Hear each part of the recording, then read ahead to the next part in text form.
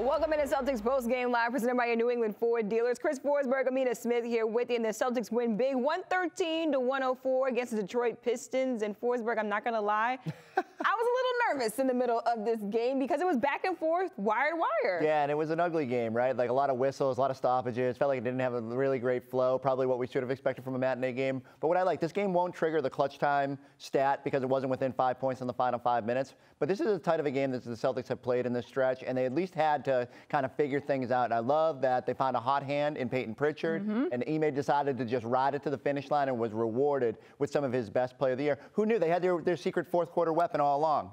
They just need to play him, play the kids. I wonder if anybody's been screaming about that. No one in particular. Let's take a look at how it all went down in that fourth quarter. The Celtics down by 3. They score 88-85.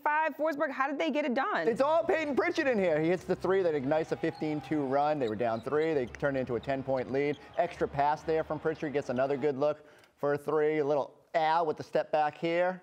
Gonna knock it down. Peyton again moving it. No, you know, nothing to see there. He didn't miss the layup before. Nothing to see. Nothing to see there.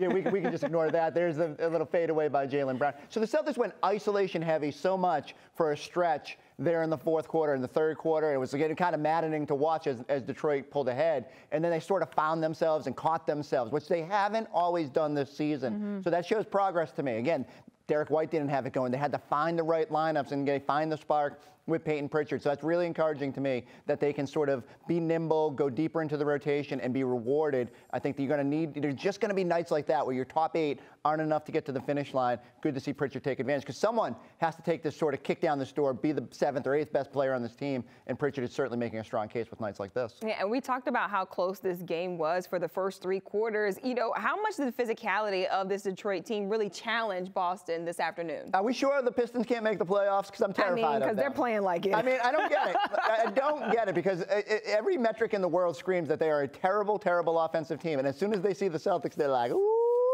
All of a sudden, they go to another level. And part of it is just their big men are really physical. And this is a concern for the Celtics. You know, when they go up against bigger physical bigs, they both sometimes get deterred from going at the basket, and they struggle on the glass. Again, I thought they hung in there tonight and found a way to get to the finish line. But when it's Marvin Bagley and Isaiah Stewart, like, you got to just be better in those instances. And that's just something this team's going to have to figure out. You know, maybe you lean heavier on double big in those instances, whatever the case may be. They didn't really ever go back to that starters outside of those, the start of the halves. But, you know, again, they found a way to get through it. Yeah, found a way to get through it with Peyton Pritchard really coming through in that fourth quarter. And he's with Abby Chin out there in Detroit right now.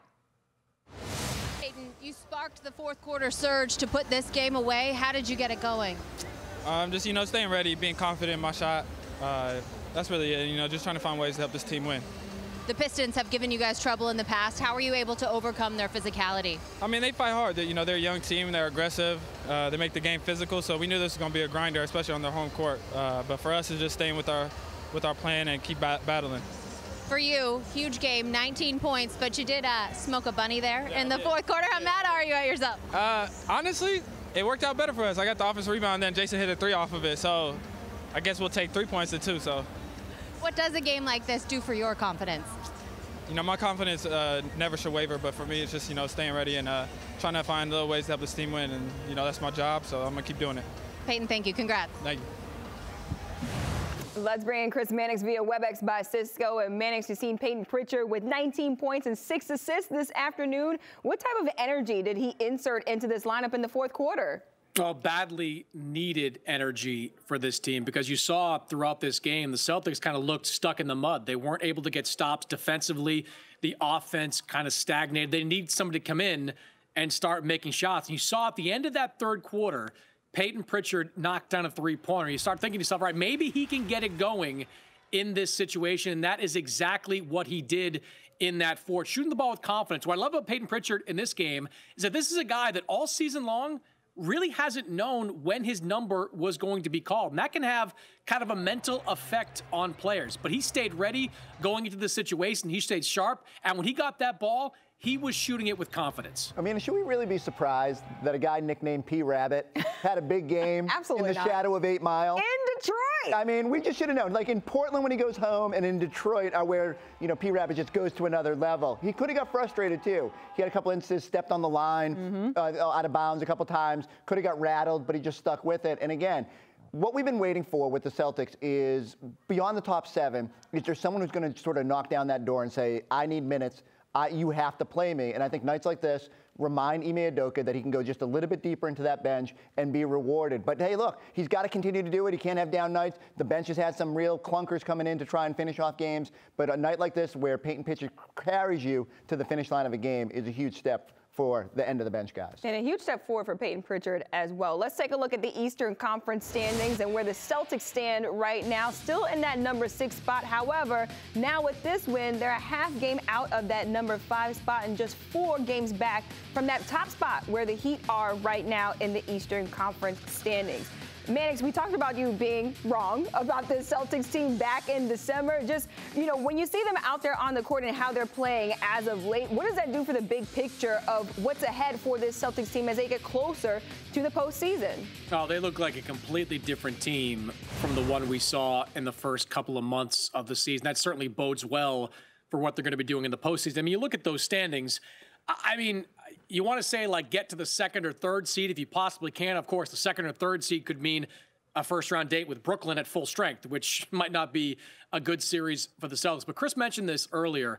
The way this team is playing, one of the few red flags I still wonder about is how they match up physically with some of the stronger teams in the NBA. And to get deep into the playoffs, at some point you've got to go through Milwaukee, Miami, Chicago plays physical. In Philadelphia has Joel Embiid in that front court. We've now seen a sample size of 2 games in about a week where they have played a less talented but still physical team in the Detroit Pistons, and they've had problems with them. So if there's something to clean up and work on over the final couple of months of this season, maybe it's finding a way to battle more against these physical teams. Yeah, and Scal's been beating the drum of if there's someone on that buyout market before March 1 that could give you a little extra heft, maybe the team considers it. I don't know if that guy's going to be out there for them, and they might just have to ride with what they've got. It's weird. Like, it's going to put a lot of pressure on Al Horford, who will be supremely motivated if they go up against a team like Philadelphia, but you're going to need him to be that sort of stout backline force at an advanced stage, and can you lean on him in that situation? Al seems to be rejuvenated at times and looks like he's found the fountain of youth, but he's really going to have to